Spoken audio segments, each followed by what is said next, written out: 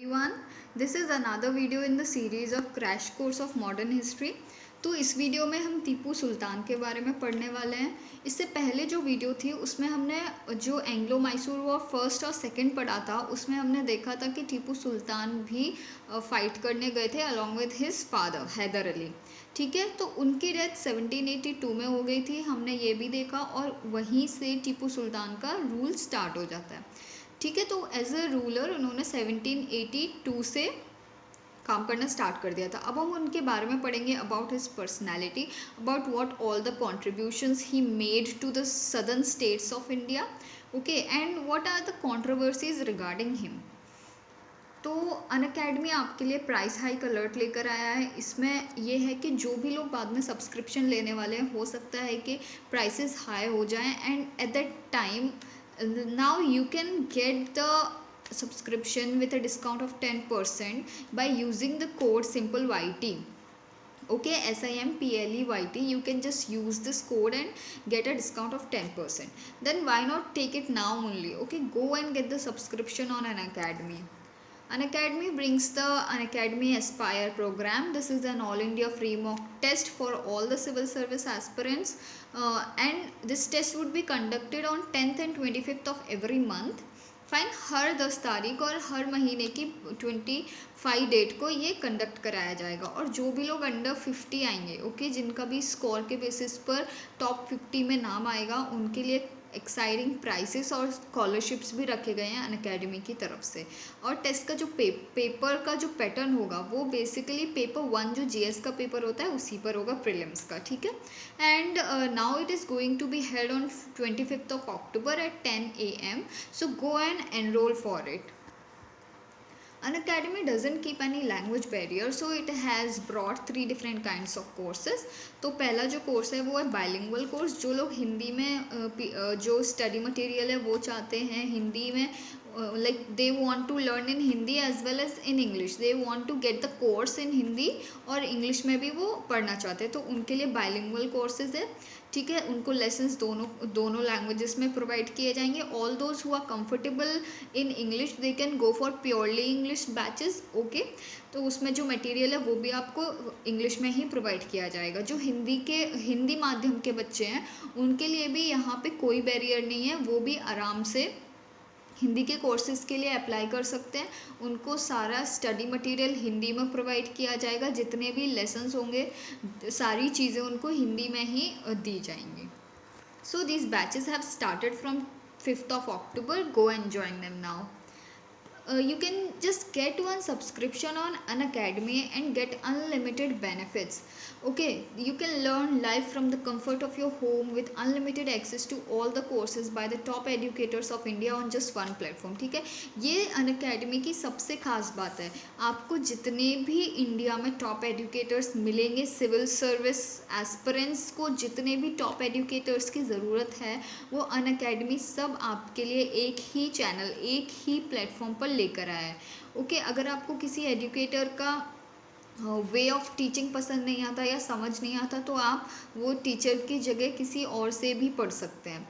Okay, there is no issue with that, and also the coverage of your syllabus would be very nicely taken care by Unacademy. There would be regular doubt clearing sessions and answer writing sessions, जिससे कि आप अपनी preparation को और भी ज़्यादा strong कर सकते हैं। आप you can get ample amount of practice papers, fine, answer writing के लिए।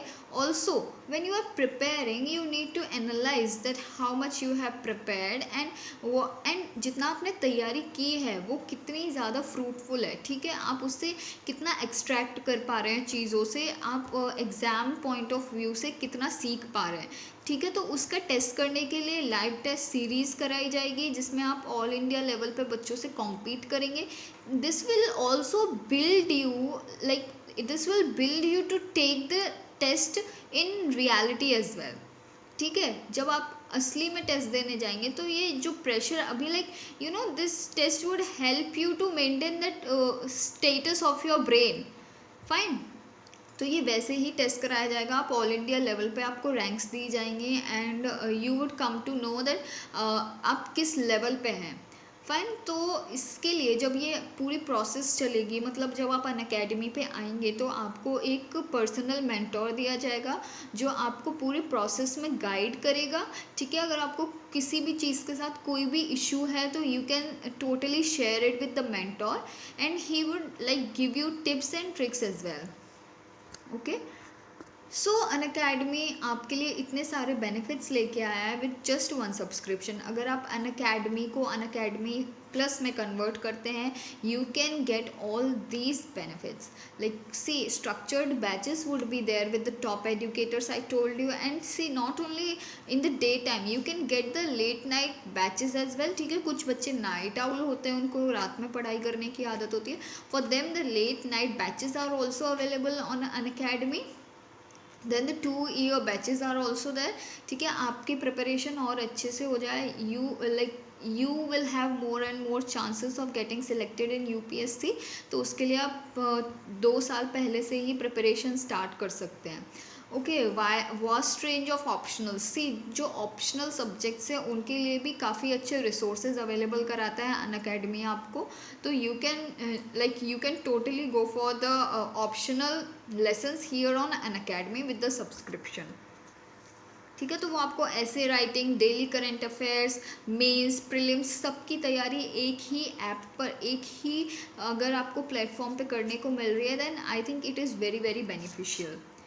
So just go for the subscription, and when you are going for the subscription, do not forget to apply the code SIMPLEYT, that is SIMPLEYT. This will get you 10% extra off. Unacademy Champions Conclave, this is a session in which all the toppers of UPSC Civil Service 2019, they will come and they will give you the tips and tricks for cracking this examination, and also they will share the strategies and plans with you. आप उसमें से जितना भी extract कर सकते हैं, आप जितना भी अपने हिसाब से कन्वीनियंट जो भी आपको लगे, आप उनकी स्ट्रैटेजीज और प्लान्स के पार्ट्स को ले सकते हैं, and you can use them, you can install them in your daily life and in your preparation. ठीक है, and this is free to attend conclave from 10 AM to 12 AM. You can just go and watch it now. This will help you. It's not always about the syllabus, okay? You just need to have that strategy in your brain, that foolproof plan that would not allow you to fail this examination. T20 current affairs test series जो आपको free दी जा रही है Unacademy पे, इस पर daily 7:30 पे quiz conduct कराई जाएगी 20 क्वेश्चन की 20 मिनट्स के लिए, जो कि 40 मार्क्स की होगी। ठीक है, इस टेस्ट के एंड में आपको टेस्ट एनालिसिस रिपोर्ट कार्ड मिलेगा, जिसके बेसिस पर आप एनालाइज कर पाएंगे that how much updated you are. So these are the links to our channel. You can just go and join our channels now. YouTube, Telegram, Facebook, ये तीनों links आपको दी गई हैं। अगर आप हमारे चैनल को ज्वाइन कर रहे हैं, just click on these links and you will reach out to our channel. Now we are talking about Tipu Sultan. ठीक है, तो हमने टीपू सुल्तान के बारे में मैंने आपको एक बार पहले और बता दिया है। मैंने आपको बताया था कि टीपू सुल्तान हैदर अली के सन थे। Haider Ali was a very powerful ruler. ठीक है, मैसूर को वो रूल करते थे। उन्होंने एंग्लो मैसूर वॉर का बेसिकली स्टार्ट हैदर अली के साथ ही हुआ था। ठीक है, तो जो हैदर अली थे उन्होंने 1761 से लेकर 1782 जब उनकी डेथ हो गई तब तक उन्होंने फ़ाइट किया था, लाइक रूल किया था। ठीक है, तो अब जो एंग्लो मैसूर वॉर हम पढ़ रहे हैं, तो हमने जो फर्स्ट एंग्लो मैसूर वॉर पढ़ा था उसमें हमने देखा था कि हैदर अली और ईस्ट इंडिया कंपनी के बीच फाइट हुई थी। ठीक है, बैटल हुआ था। अब देखिए, जो फर्स्ट वॉर था उसमें हैदर अली एक साइड थे और जो दूसरा साइड था उनका जो ओपोनेंट था, जो मराठास, निज़ाम ऑफ हैदराबाद और ईस्ट इंडिया कंपनी, तीनों का अलायंस ने मिलकर हैदर अली से like they waged war against Haider Ali. So we also talked about the reasons देखिए ये थे कि जो हैदर अली थे वो अपनी जो आर्मी थी उसको काफ़ी ज़्यादा मॉडर्नाइज करना चाहते थे, उसको काफ़ी स्ट्रॉन्ग बनाना चाहते थे। तो when he was taking the steps to strengthen his army, to maintain a strong army along the lines of European army. ठीक है, तो this was like the British, they saw this as an alarming situation. ठीक है, तो these all the things were taken as alarming situations. और साथ ही जो हैदर अली थे वो अनेक्सेशन अपना बढ़ाते जा रहे थे, नॉट ओनली इन साउथ, लेकिन वो साउथ से बाहर भी जा रहे थे। ऑल्सो उन्होंने साउथ के काफ़ी सारे पार्ट्स को एनेक्स कर लिया था, टेक ओवर कर लिया था, जैसे बिदनूर, कैनरा, सेरा एक्सेट्रा। ठीक है, और जो मालाबार था, okay, it was a very important the spot, क्योंकि जो मालाबार था वहीं से मैसूर जितने भी प्रॉफिटेबल ट्रेड थे उनको कंट्रोल करता था मालाबार पोर्ट से। ओके, तो वो भी उन्होंने अपने अंडर ले लिया था। सो this was about the first war. तो उसमें हमने ये भी पढ़ा था कि कैसे उन्होंने अपनी स्किलफुल डिप्लोमेसी यूज़ की थी मराठास के अगेंस्ट। उन्होंने मराठास को पे किया था टू टर्न देम न्यूट्रल, कि आप किसी भी साइड से मत लड़िए। ठीक है, तो ये जो वॉर एंड हुआ, तो फर्स्ट वॉर 1767 से 1769 तक चला था। 1769 में ये वॉर एंड हुआ था with the treaty of Madras. Treaty of Madras एक पीस अग्रीमेंट था ईस्ट इंडिया कंपनी और हैदर अली के बीच, जिसमें उन्होंने ये डिसाइड किया था कि जो भी उन्होंने टेरिटरीज एक दूसरे की कॉन्कर की हैं, वो सारी टेरिटरीज रिस्टोर कर दी जाए, एक दूसरे को वापस कर दी जाए। Also they will help each other if there is any foreign attack. ठीक है, तो ये एक तरीके से प्रॉमिस किया गया था ईस्ट इंडिया कंपनी और हैदर अली एक दूसरे से, उन्होंने प्रॉमिस किया था कि अगर आप पर, आपकी कॉलोनीज़ पे या मेरे स्टेट पर, मैसूर पर कोई भी बाहर की पार अटैक करती है तो हम एक दूसरे की हेल्प करेंगे। Okay, so this was about the first war. Then हमने सेकेंड वॉर पर, तो जो सेकेंड वॉर हमने पढ़ा उसमें हमने ये देखा जो ट्रीटी ऑफ मद्रास है वो वायलेट की गई थी बाय ईस्ट इंडिया कंपनी। ठीक है, तो this Hyder Ali felt betrayed at that time when he went to war against Marathas। ठीक है, जब वो मराठास से लड़ाई करने गए थे तब उनको ईस्ट इंडिया कंपनी ने प्रॉमिस किया था कि वो हेल्प करेंगे according to treaty of Madras, लेकिन उन्होंने हेल्प नहीं की थी। तो this made Haider angry. Also East India Company attacked a place called Mahe. जो माहे जगह थी, it was a French possession under Haider's dominion. ठीक है, तो ये काफ़ी चीज़ें थी जिसकी वजह से हैदर अली काफ़ी अपसेट प्लस एंग्री थे। तो जब ये सब चीज़ें होने के बाद उन्होंने अटैक किया ईस्ट इंडिया कंपनी को। ठीक है, 1780 में second Anglo Mysore war start हो गया था 1780 में। ठीक है, इस वॉर में टीपू सुल्तान भी थे। जब Tipu Sultan like Haider Ali was dead in 1782, तो जब वो मर गए थे 1782 में, तो उसके बाद ये जो सेकेंड एंग्लो मैसूर वॉर है ये 1780 से लेकर 1784 तक चला था। तो 1782 के बाद ये वॉर को फादर हैदर अली के मरने के बाद उनके सन टीपू सुल्तान ने कंटिन्यू किया। तो उनका जो रीन है वो 1782 से स्टार्ट होता है इस तरीके से। अब देखिए, जो हैदर अली थे वो ऑलरेडी काफ़ी स्ट्रॉन्ग रूलर थे। उनके जो बेटे थे वो Tipu Sultan, he was also considered a very strong ruler and ambitious, arrogant and dangerous ruler.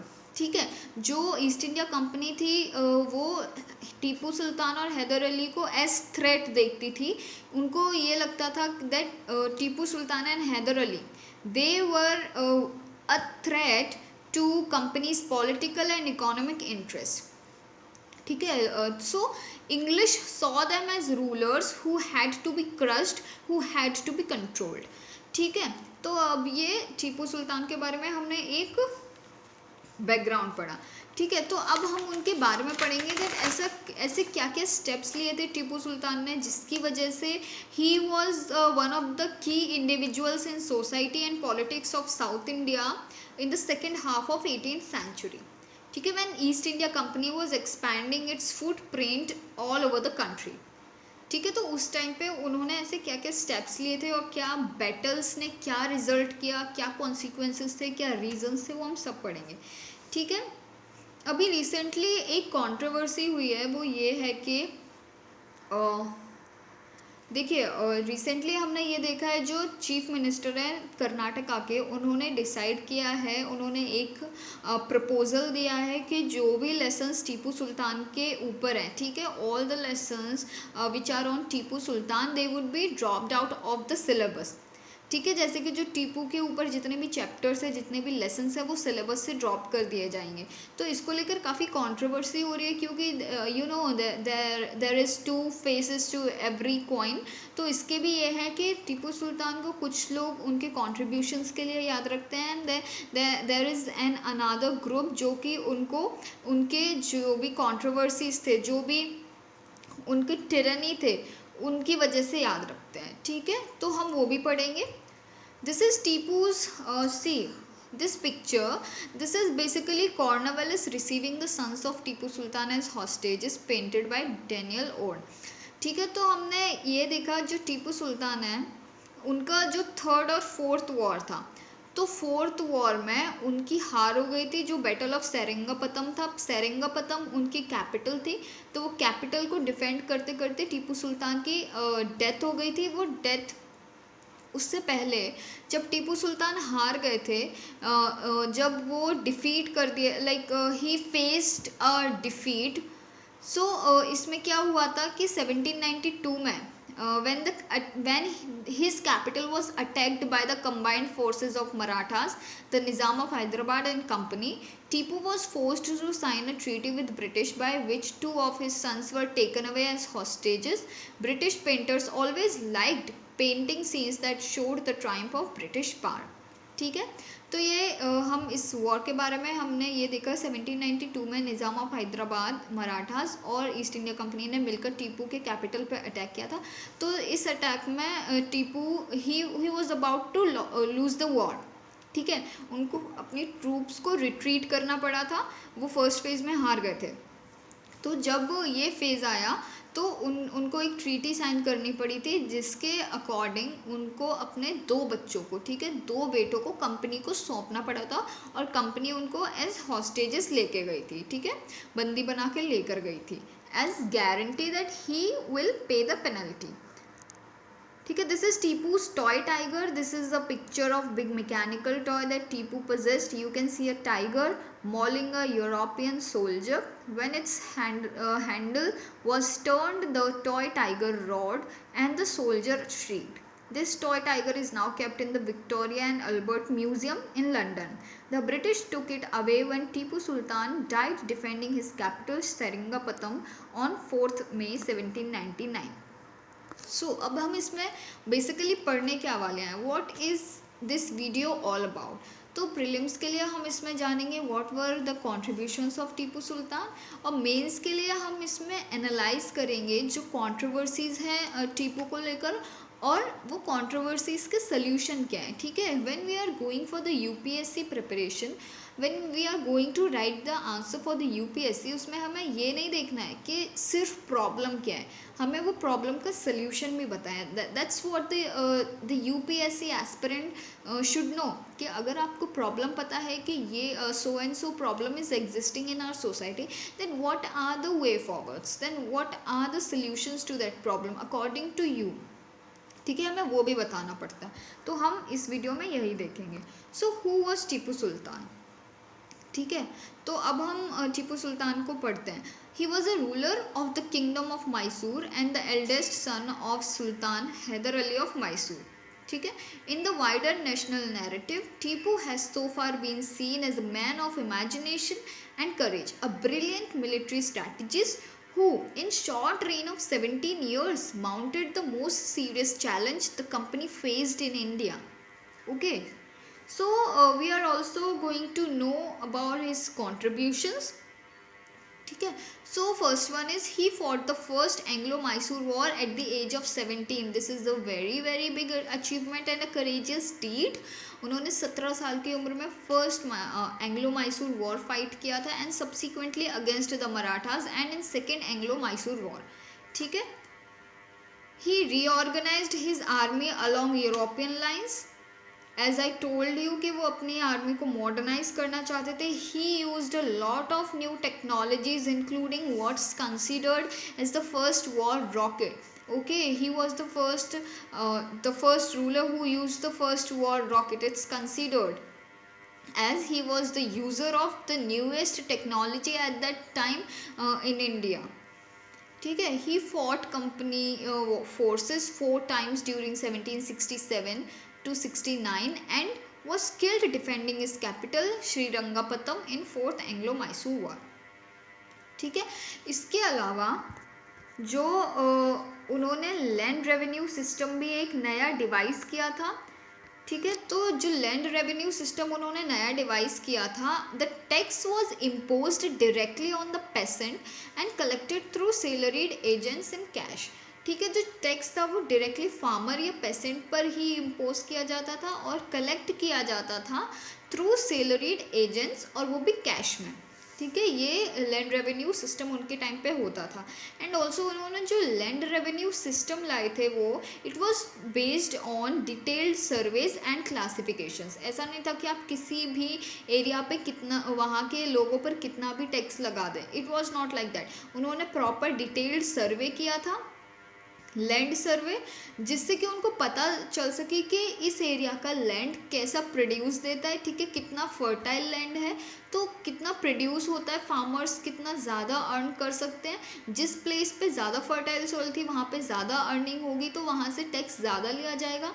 और जहाँ पे बैरन लैंड है, ठीक है, जहाँ पे there is not so much land to contribute to the taxes to the revenue. ठीक है, तो वहाँ से कम रेवेन्यू लिया जाता था लोगों से. The survey was detailed and classified. तो इससे जो क्या होता था, जो स्टेट के रेवेन्यूज़ थे, ठीक है, वो प्रॉपरली कलेक्ट होते थे, एज वेल एज जो स्टेट के रिसोर्सेज थे, रिसोर्सेज बेस, वो भी काफ़ी स्ट्रांग होते थे. And as well as this helped in widening the state resource base. Modernized agriculture, gave tax breaks for developing wasteland, built irrigation infrastructure and repaired old dams, and promoted agricultural manufacturing and sericulture. Sericulture is silk farming, cultivation of silkworms to produce silks. ठीक है, built a navy to support trade, commissioned a state commercial corporation to set up factories. Now we are studying about Tipu. Tipu is also known as the Tiger of Mysore. Why? Because kings are often surrounded by legend and their powers glorified through folklore. Here is a legend about Tipu Sultan, who became the ruler of Mysore in 1782. He said that once he went hunting in the forest with a French friend. There he came face to face with a tiger.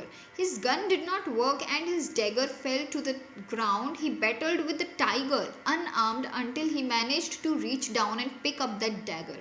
Okay, finally he was able to kill that tiger in the battle. After this incident, he came to be known as the Tiger of Mysore. He had the image of tiger on his flag is well. Okay, तो ये incident के basis पर ही उन्हें tiger of Mysore बोला जाने लगा. And as we saw Tipu's toy tiger, उसमें जो टाइगर था वो रिप्रेजेंट करता था कि टीपू की पार. ओके, टीपू की पार, टीपू की आर्मी, उसको रिप्रेजेंट करता था. और वो जो टॉय था वो बेसिकली मैकेनिकल टॉय था, जहाँ पे जो सोल्जर, यूरोपियन सोल्जर नीचे होता था, जिस पर टाइगर अटैक करता हुआ दिखता था. Okay, now this is placed in Victoria and Albert museum in London only.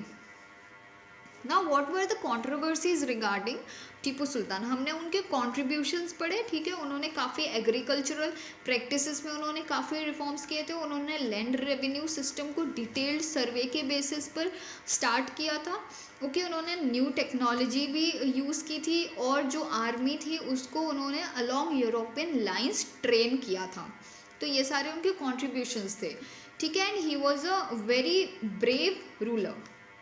अब हम इनकी कॉन्ट्रोवर्सीज पढ़ते हैं. दे, यहाँ पे दे से मतलब है टीपू सुल्तान और उनके फादर हैदर अली. ठीक है, they burnt entire towns and villages, razed hundreds of temples and churches and forcibly converted Hindus. तो ठीक है, तो यहाँ पे हम देख रहे हैं कि उन्होंने काफ़ी सारे टाउन्स और विलेजेस को बर्न किया था उनकी टेरिटरी के आउटसाइड. ठीक है, जहाँ पे भी वो अटैक करने जाते थे, और टेम्पल्स और चर्चेस को बर्न किया था. Also forcibly converted Hindu. So this is the major controversy surrounding him, कि उनके और उनके फादर ने जो हिंदूज थे उनको फोर्सफुली कन्वर्ट कर दिया था इस्लाम में. फाइन. तो ऐसा था कि जब ये यहाँ पे कम्यूनल एंगल ले लेता है. ठीक है, अगर हम ये कंट्रोवर्सी की बात करें तो ये एक कम्युनल कंट्रोवर्सी बन जाती है, जिसकी वजह से we should not be discussing it out loud. ठीक है, infidels to convert to Islam and of having destroyed their places of worship. अब जो लोग एक पर्टिकुलर कल्चर या रिलीजन को फॉलो नहीं करते थे अकॉर्डिंग टू देम, तो वो उसको कन्वर्ट कर देते थे फोर्सफुली, और उनके जो भी वर्शिप करने के प्लेसेस होते थे उनको भी डिस्ट्रॉय कर देते थे। ठीक है, तो अब ऐसा है कि जो टीपू सुल्तान थे, ही was also like he had a very strong territorial ambition. ठीक है, उनका टेरिटोरियल एम्बिशन काफ़ी ज़्यादा बड़े बड़े थे, and also he because of that he also annexed the territories outside Mysore. ठीक है, तो उसके भी बाहर जब वो जाते थे तो जो हिंदूज़ होते थे, जो बाकी रिलीजन को बिलोंग करते थे, उन सबको फोर्सिबली उन्होंने इस्लाम में कन्वर्ट कराया। तो this is talking about the fanaticism. Okay, so we should not be talking about that. ठीक है, there has always been agreement between the people who see him as tiger of Mysore, and there are other people like जो ये सोचते थे कि वो tiger of Mysore थे। He also protected them from something very dangerous, that is east India company against this was against he was against colonialism, and he was a great son of Karnataka. लेकिन there is also another group of people जो कि ये मानते हैं कि उन्होंने temples और बाकी places of worship को destroy किया था, उन्होंने force conversion किए थे लोगों के into Islam, and people accuse him of tyranny and fanaticism. ठीक है, so these are the controversies. Now हमने कॉन्ट्रोवर्सीज की बात कर ली, अब इसके रिगार्डिंग हम क्या व्यूज़ रख सकते हैं, क्या वे फॉरवर्ड है। ठीक है, attempts to see such narratives in political, communal और religious lines to create divisions in society should be vehemently opposed. ठीक है, ये जो हम बात कर रहे हैं यहाँ पे टीपू सुल्तान की, this is all about reading the history, this is all about talking the history. ठीक है, जो भी चीज़ें हमें लिखी हुई मिली, हम सिर्फ उनको बता रहे हैं। हमें इसके बेसिस पर कोई भी पॉलिटिकल, कम्युनल या फिर रिलीजियस लाइंस ड्रॉ नहीं करनी चाहिए सोसाइटी में। हमें इस टॉपिक पर कोई भी पॉलिटिकल, कम्युनल या रिलीजियस व्यू नहीं देना चाहिए। ठीक है, जिसकी वजह से डिविजन्स क्रिएट हो जाए सोसाइटी में, क्योंकि we know it is improper to जज figures of the passed by cannons of present. This is very beautiful line, that it is improper to जज figures of the passed by cannons of present. ठीक है, आप आज पे जो आज के कंधे पे रखकर पास्ट में गोलियां नहीं चला सकते। ठीक है, आप नहीं बता सकते कि जो टीपू सुल्तान है या फिर कोई भी दूसरा फिगर है, उन्होंने या फिर पास्ट में जितने भी इवेंट्स हुए हैं, जितने भी इंसिडेंट्स हुए हैं, वो एक्चुअली में उनके रीजंस क्या थे। ठीक है, it is not about supporting or not supporting that particular event or incident, but we just know this happened. There could be the reasons, some of the reasons could be given, but they are also written by the people. लेकिन हम आज present पर रहकर वो past की जो बातें हैं, जो भी चीज़ें हैं या फिर जितने भी फिगर्स हैं, हम उनको जज नहीं कर सकते। Fine, so this is something you should keep in mind. History should be used to teach people about tolerance and brotherhood rather than dividing based on communal lines. See, Tipu Sultan के ऊपर हमने ये वीडियो जो बनाई है, we have only studied what are the things that he have done for Mysore, he has done for the Mysore, for the state जिसमें वो रहते थे, जिसमें वो रूल करते थे, मैसूर। उन्होंने कैसे फ़ाइट किया ईस्ट इंडिया कंपनी को, उन्होंने कॉलोनियलिज्म के अगेंस्ट कितने वॉर्स जो थे वो फाइट किए, कितने बैटल्स फाइट किए, हम वो पढ़ रहे हैं। ठीक है, हमने फिर ये पढ़ा क्या क्या कॉन्ट्रीब्यूशंस उन्होंने दिए रिगार्डिंग एग्रीकल्चर, देन ट्रेड। जैसे कि ट्रेड में मैंने आपको बताया था कि वो मालाबार पोर्ट को कंट्रोल करते थे, और ऑल्सो वो जिस पोर्ट पे कंट्रोल करते थे वहाँ से उन्होंने ईस्ट इंडिया कंपनी के ट्रेड को बिल्कुल स्टॉप कर दिया था। उनके यहाँ पे जो लोकल ट्रेडर्स थे उनको भी ही रिफ्यूज्ड कि आप उनके साथ ट्रेड नहीं करेंगे। उन्होंने परमिशन डिनाई कर दी थी कि आप उनके साथ ट्रेड नहीं करेंगे, ईस्ट इंडिया कंपनी के साथ आपका कोई रिलेशन नहीं होगा regarding the selling and buying of commodities. ठीक है, तो इसकी वजह से जो ईस्ट इंडिया कंपनी है उनको काफ़ी दे वर अफ्रेड। उनको ये लग रहा था कि जो टीपू सुल्तान है उनकी वजह से एक तो उनका जो ट्रेड बेनिफिट था वो ऑलरेडी कम हो चुका था, क्योंकि जो कमोडिटीज़ उनके पोर्ट से आती थी वो अब उनकी सप्लाई अब बंद हो चुकी थी। Fine, so this was about Tipu Sultan. तो हम सिर्फ ये देख रहे हैं उनके क्या कॉन्ट्रीब्यूशन थे, उनका क्या पास्ट था, क्या हिस्ट्री थी, और उसमें उन्होंने कितने वॉर्स फाइट किए। We are just talking about these things. ठीक है, अब हम जो आगे बढ़ते गए तो कंट्रोवर्सीज शुरू हो गई। कंट्रोवर्सीज को हम कैसे how can we fight those controversies, हम उनको क्या सोल्यूशन दे सकते हैं, हमने ये भी देखा इस वीडियो में। Fine, so I guess this was all about Tipu Sultan and I hope you would like the video. Thank you.